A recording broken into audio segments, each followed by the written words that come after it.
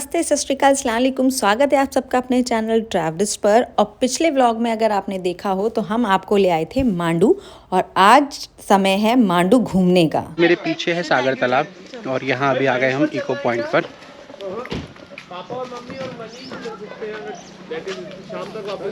Uncle एक बार आवाज़ निकालना।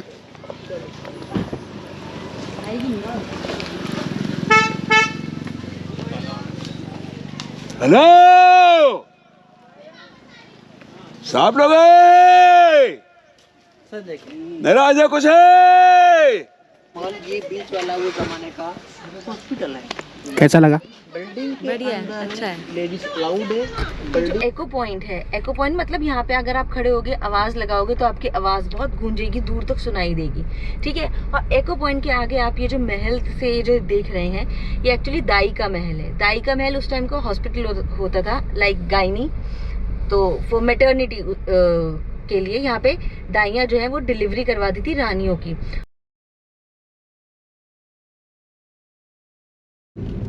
ये सारे लोग अभी नर्मदा परिक्रमा पर हैं और नर्मदा परिक्रमा का जो रास्ता है वो मांडव रेवा कुंड होते हुए जाता है। ऐसी भावना है कि रेवा कुंड के दर्शन करना, अब नहाना है या नहीं है मुझे नहीं पता, वो वहाँ जाके देखेंगे। तो शायद या तो रेवा कुंड में स्नान करना होता होगा या रेवा कुंड के दर्शन करके ही यहाँ से आगे की तरफ जाया जाता है अपनी नर्मदा परिक्रमा पर। और नर्मदा परिक्रमा कई महीनों का एक तप है जो कई महीनों में पूरा होता है। नर्मदा नदी अमरकंटक से शुरू होती है और अरब की खाड़ी में गिरती है, तो पूरा इस जो पूरा रूट है इसकी पूरी परिक्रमा की जाती है जो कई महीनों तक होती है। लोग पैदल करते हैं, लोग डंडौती करते हैं, लोग आपका by road, by car, by bike, वो सब भी करते हैं अलग अलग तरीके से, जिसका जैसे मन करता है वैसे वो नर्मदा की परिक्रमा करता है। और नर्मदा मैया की जो लीला है वो बहुत अलग है। ऐसा कहते हैं कि जैसे गंगा मैया सबके पाप धोती हैं जब आप उसमें गंगा में स्नान करते हैं, लेकिन गंगा मैया जब इतनी मैली हो जाती है, पाप से भर जाती हैं, तो वो अपने पाप धोने कहाँ जाती हैं, तो वो नर्मदा नदी में आती हैं। तो इसलिए नर्मदा का जो महत्व है वो बहुत ज़्यादा है। और अगर आपको नर्मदा नदी का उद्गम स्थल देखना है तो वो हमारी अमरकंटक वाली वीडियो में है, जहाँ पे आप जाके देख सकते हैं। फिलहाल हम वापस आते हैं अपनी मांडव की यात्रा पर। अभी हम जा रहे हैं रूपमती के किले को देखने के लिए और आपको हम रेवा कुंड भी दिखाएंगे। एक्चुअली रेवा कुंड रूपमती पैलेस के पास ही है। अभी मैं एक चाय वाले से बात कर रहा था बाहर, तो ही सेड कि रेवा कुंड का जो पानी है बाय डिफॉल्ट वो अंदर से ही आता है, विच मे बी ट्रू। कहानियाँ ये भी कहती हैं कि रेवा कुंड का पानी जो था उसमें रानी रूपमती ने कहा था कि मुझे नर्मदा के दर्शन हर रोज करने होते हैं, तो उन्होंने एक तो उनका पहले से इतनी ऊंचाई पे बनाया कि पीछे नर्मदा दिख जाती थी। बाज बहादुर ने। तो हम कहाँ आ गए हैं? हम कहीं तो आ गए हैं लेकिन हमें कहीं जाना है, तो अभी उधर हम जाना है। रानी रूपमती के पैलेस के लिए अब हम टिकट लेंगे, 25 रुपए की एंट्री टिकट, फिर उसके बाद आगे चलेंगे। तो सो गाइस, ये जो पूरी जगह है ना मांडव की, जितनी भी साइट्स हैं, ये लगभग सारी की सारी आर्कियोलॉजिकल सर्वे ऑफ इंडिया, भारतीय पुरातत्व विभाग के अंडर आती हैं और सबकी बहुत नॉमिनल सी टिकट है। जैसे इसकी टिकट है रूपमती पैलेस आने की 25 रुपये। और यहाँ की जितनी भी जगहें हैं, जितने मतलब करीबन यहाँ पे ना 50 यहाँ पर जगहें हैं देखने के लिए, छोटी बड़ी सब मिलाकर। मेन तो रूपमती पैलेस, बाज बहादुर का पैलेस और जामी मस्जिद और हिंडोला पैलेस और जहाज महल, ये कुछ मेन है। बाकी एज पर योर इंटरेस्ट आप लोग यहाँ आ सकते हैं। सारी जगहें जो हैं वो सनराइज से लेकर सनसेट तक ही खुलती हैं, तो सुबह आपको सूरज निकलते ही आप घूमना शुरू कर दीजिए और शाम को जैसे ही सन छुपेगा सारी जगहें बंद हो जाएंगी। आफ्टर टिकट काउंटर पार्किंग और एक typical tourist market for you people.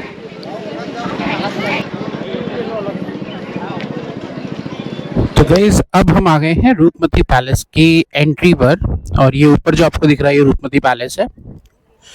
पीछे का नज़ारा बहुत अच्छा है। यहाँ पे एक रूपमती ये रही, एक रूपमती ये रही।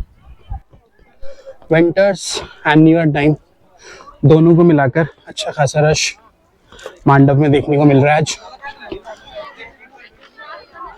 एंटायर मांडव वो है बाज बहादुर का palace. Rupmati pavilion just to see view and observe the beauty of Narmada. रानी रूपमती माँ नर्मदा के रोज दर्शन कर पाएं, इसीलिए बाज बहादुर ने इस महल का, इस किले का निर्माण करवाया था। कुछ समय बाद आदम खान ने, जो कि अकबर के सेनापति थे, यहाँ मांडू पे आक्रमण कर दिया, क्योंकि इसकी जो लोकेशन है मांडू की, वो सुरक्षा की दृष्टि से बहुत अच्छी थी। लेकिन कहा तो ये भी जाता है कि रानी रूपमती के सौंदर्य की वजह से इस जगह पे आक्रमण किया गया था। उस युद्ध में बाज बहादुर हार गए थे और रानी रूपमती इसी किले से मांडू का गिरना देख रही थी। आदम खान के साथ जाने से अच्छा उन्होंने जहर खाना ज़्यादा बेहतर समझा, और इसी वजह से इनका जिक्र आज भी मांडू के लोकगीतों में होता है। चलिए, अब आपने रानी रूपमती का महल तो देख लिया, अब आपको लेके चलते हैं बाज बहादुर के महल की तरफ, जो कि नीचे की तरफ है। और उससे पहले आप एक बार ये पीछे का नज़ारा देखिए। इसी जगह से रानी रूपमती रोज माँ नर्मदा के दर्शन करती थी और दर्शनों के बाद ही अन्न जल ग्रहण करती थी। नीचे वो पार्किंग है, वो पार्किंग से ऐसे पैदल चलकर वो गेट है, और यूँ पैदल वॉक करते हुए आप ऊपर आ सकते हैं, या यहाँ से सीधा सीढ़े से चढ़ के भी ऊपर तक आ सकते हैं। ये मेन बिल्डिंग है, इसके पीछे गार्डन है, और जो नर्मदा है वो इसके पीछे की तरफ है, काफी दूर। रूपमती महल में से 2 चुड़ैले बाहर आते हुए, ये देखिए, खंडरों में भी फोटो खिंचवाएंगे ये लोग।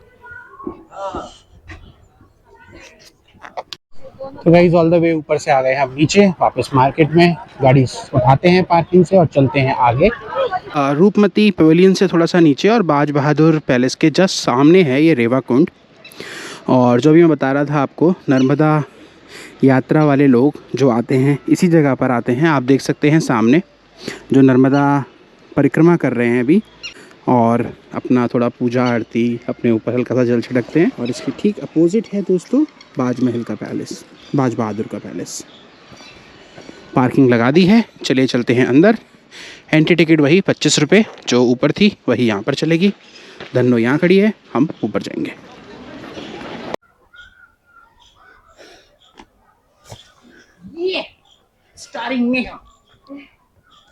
ये जो बाज बहादुर का जो महल है, ये एक्चुअली नसीरुद्दीन ने बनवाया था, लेकिन बाज बहादुर को ये महल किला इसलिए इतना ज़्यादा पसंद आया क्योंकि एक तो ये रेवा कुंड के पास था, और दूसरा ये रानी रूपमती का जो भी महल देखिए हमारे उसके पास है। Because of this close proximity उनको ये किला पसंद आया। रहते नहीं थे, ये रहने के लिए नहीं है।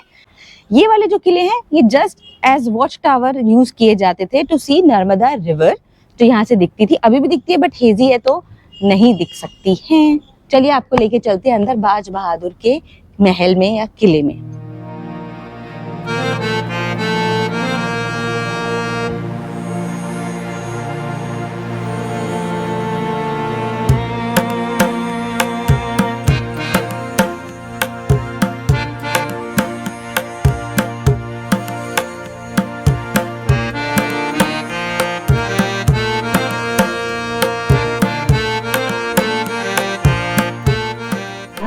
ये जो आप देख रहे हो ना, मधुर गौर उस कोने में है और ये इस कोने में है। सुरभि ने यहाँ से कुछ बोला और उनको वहाँ पे सुनाई दिया, और ये वही एक्सपेरिमेंट कर रहे हैं कि क्या क्या। हाँ ये देखो, अब मधुर गौर यहाँ से बोलेंगे और सुरभि वहाँ से सुनेगी।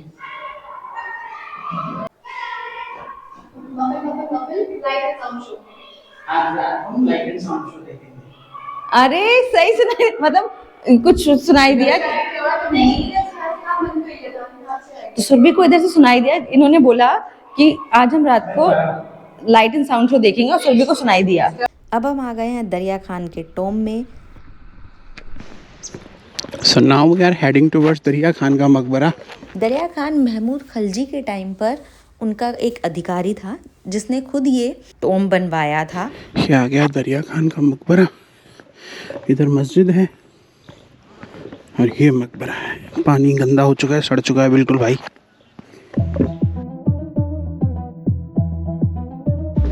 यहाँ मैरिज के बहुत सारे शूट चल रहे हैं। मरने के बाद दरिया खान को इसी जगह पे दफनाया गया था।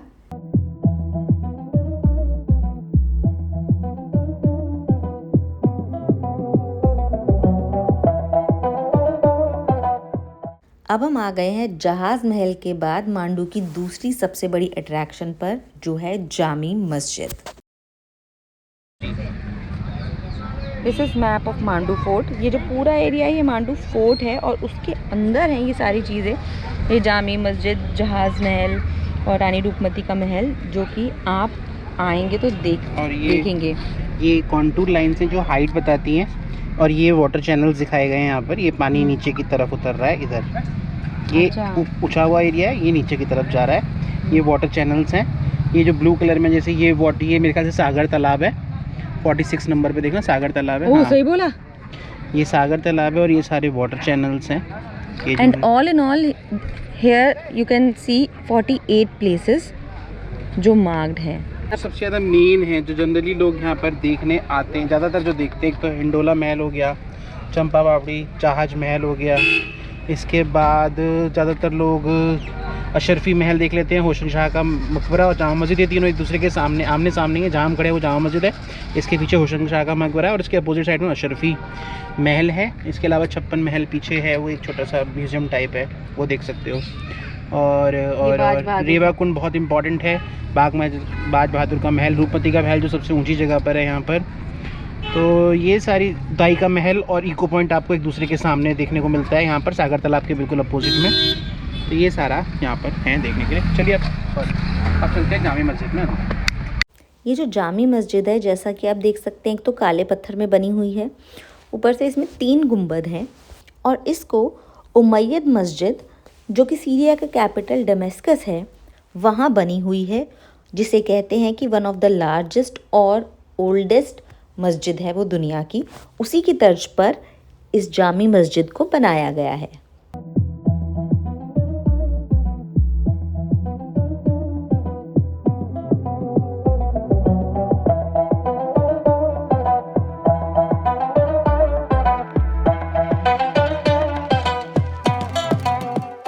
अब हम आ गए हैं होशंग शाह के मकबरे पर, जो जस्ट जामी मस्जिद के पीछे ही है, लेकिन आना आपको बाहर से होता है। ये पहला मकबरा था, या यूँ कहें एक इमारत थी, जो पूरी तरह से संगमरमर में बनाया गया था। इसका काम तो खुद होशंग शाह ने ही शुरू किया था, लेकिन इसे पूरा महमूद खलजी के टाइम में किया गया। और ताजमहल के जो आर्किटेक्ट थे उस्ताद हामिद, वो जब यहाँ पे फूल चढ़ाने के लिए आए थे, तो ताजमहल को पूरी तरह संगमरमर से बनाने का आइडिया उनको इसी मकबरे से मिला था।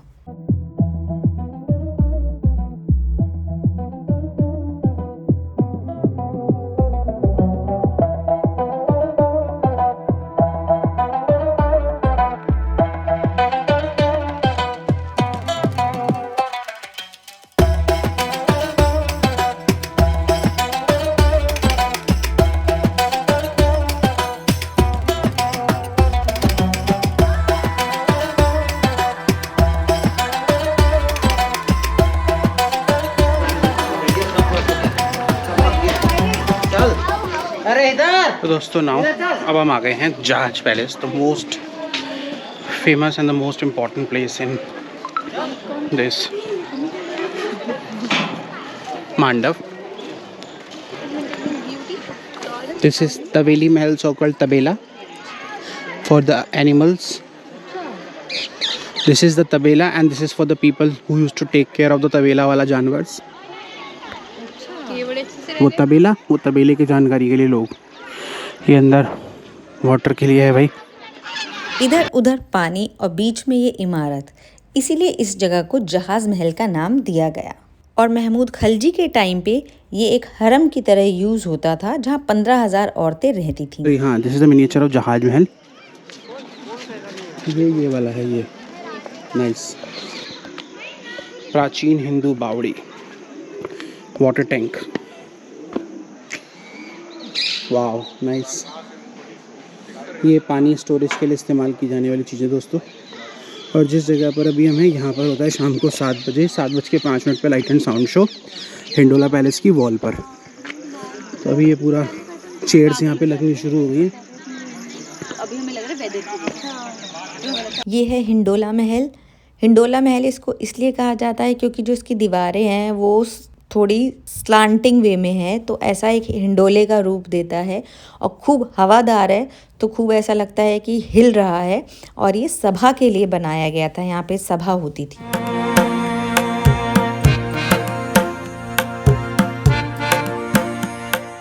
यह है चंपा बावड़ी और इसके आसपास बने हुए जो कमरे हैं, इनका उपयोग गर्मियों के लिए होता था। और इस बावड़ी में चंपा के फूलों की महक आती थी, या यूँ कहें कि चंपा के फूलों का महक यहाँ पे डाला जाता था ताकि खुशबूदार रहे। जब आप मांडव आएँ तो सबसे पहले जहाज़ महल आ जाएं, क्योंकि ये बहुत बड़ा है और ये आपको बहुत टाइम यहाँ पे आपको डिवोट करने की ज़रूरत है। And if possible higher a guide, वो आपको इस जगह की हर चीज़, हर कोना दिखाएंगे और अच्छे से बताएंगे कि किसकी क्या इंपॉर्टेंस है और कहाँ पे क्या है। अदरवाइज़ आपको जस्ट ये रूम्स लगेंगे। और इवनिंग टाइम पे यहाँ पे लाइट एंड साउंड शो होता है, जिसकी टिकट आपको 6:45 से मिलनी शुरू होती है और लाइट एंड साउंड शो के लिए 7 o'clock लोग बैठने शुरू हो जाते हैं। तो इसको, इस जगह को बहुत टाइम देने की ज़रूरत है, तो आराम से 1-2 घंटे आप यहाँ पे बिता सकते हैं। महल दिस इज जहाज महल लागला। जहाज महल का चंपा लागला।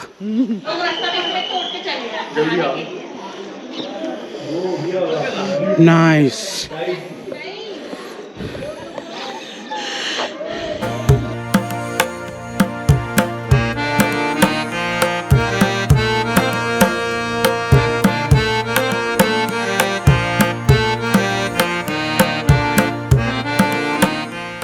अब वक्त था यहाँ से बाहर निकलने का और यहाँ होने वाले लाइट एंड साउंड शो की टिकट लेने का। लेकिन लाइट एंड साउंड शो की एंट्री होती है पीछे वाले गेट से।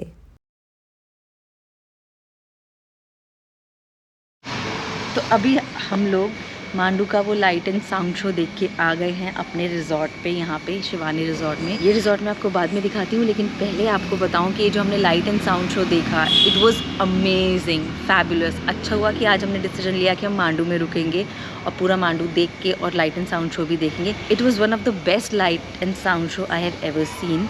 एक सोमनाथ वाला बहुत अच्छा है, दूसरा हमें ये बहुत अच्छा लगा। इसके बीच में हमने कई लाइट एंड साउंड शो देखे हैं, बट वो इतनी अपील नहीं की है, बट दिस वाज बेस्ट। तो आप अगर मांडू आते हैं तो लाइट एंड साउंड शो तो ज़रूर देखें। शाम को 7 बजे 6:45 पे एंट्री करके टिकट लेके एंट्री हो जाती है। 180 रुपीज़ पर पर्सन की टिकट है for Hindi show. English show जो है वो 750 के अराउंड पे होता है। आइए चलिए अब मैं आपको दिखाती हूँ अपना जो शिवानी रिजॉर्ट है। एकदम मेन रोड पे है, जो मांडू का जो रोड है वहीं पे ही है। पार्किंग के लिए एम्पल स्पेस है, आप मस्ती से यहाँ पे आराम से अपनी गाड़ी पार्क कर सकते हैं। और इनका रेस्टोरेंट भी है, प्योर वेज। और यहाँ पे जो रूम्स हैं वो लग्जरी और डीलक्स अलग अलग रूम हैं। हम लोगों ने जो रूम लिया है वो लग्जरी रूम जो है वो 3500 रुपये का है, और season two season obviously rate differ करेंगे। तो आप आएँ तो स्टे के लिए बहुत अच्छा ऑप्शन है। बेस्ट पार्ट यहाँ पे रेस्टोरेंट है, तो आप खाने पीने की भी ऐसी कोई टेंशन नहीं है। वैसे तो रेस्टोरेंट्स और भी बहुत सारे हैं, जैसे कि आप देख सकते हो कि इसके यहाँ पे ये पूरा एरिया, ये जो ये यहाँ पे कई सारे होटल्स और लॉज और खाने पीने का यहाँ पे है।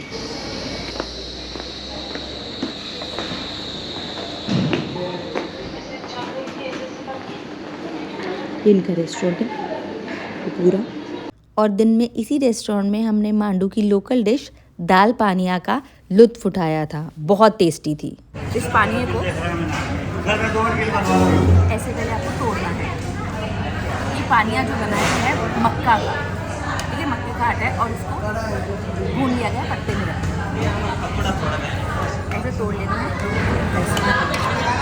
इसको कर लिया, इसके बाद इसमें डालनी है ये दाल और एक खूब इसको पूरा डोलना हो एज पर योर चॉइस, दाल और इसके साथ ये आलू की सब्जी। कड़ी में खा गया, कड़ी ऊपर से ले लो और ये कड़ी और हरी चटनी अगर आपको खानी है, और तीखा, और इनको करिए मिक्स और तब खाइए। सेम विद दिस दाल बाफला। ये दाल बाफला, ये दाल पानिया है, ये आटे का होता है, ये मक्का का होता है। ये यहाँ पे ओपन में है एरिया, यहाँ पे अगर कोई पार्टी वगैरह है तो वो भी होती है।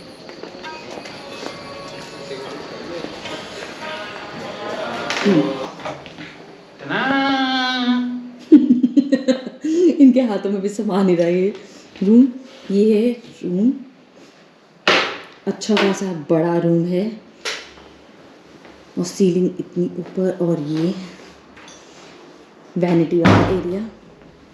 आप यहाँ पे भी अपने लगेज और ये सब रख सकते हैं। ये वॉशरूम अच्छा खासा बड़ा।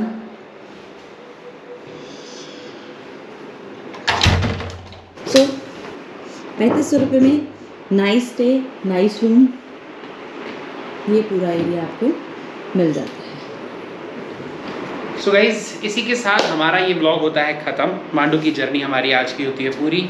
ऑलमोस्ट जो इंपॉर्टेंट जगहें थी वो हमने विजिट कर ली। देखिए यहाँ पर देखने के लिए बहुत कुछ है। मतलब 2 entire days you can spend here अगर आपको सारी जगह देखनी है। बाकी एक दिन में भी ये पूरा हो जाता है। तो अब हम करते हैं इस वीडियो का एंड। कल निकलेंगे हम यहाँ से अपने अगली डेस्टिनेशन पे। We are going further south towards Ajanta caves in Maharashtra. तो कल मध्य प्रदेश से हमारा कारवा पहुँच जाएगा महाराष्ट्र में। तो मिलते हैं आपसे अगले ब्लॉग में। तब तक अपना बहुत ध्यान रखिए और देखते रहिए ट्रैवलिस्ट। खुबले शिबून।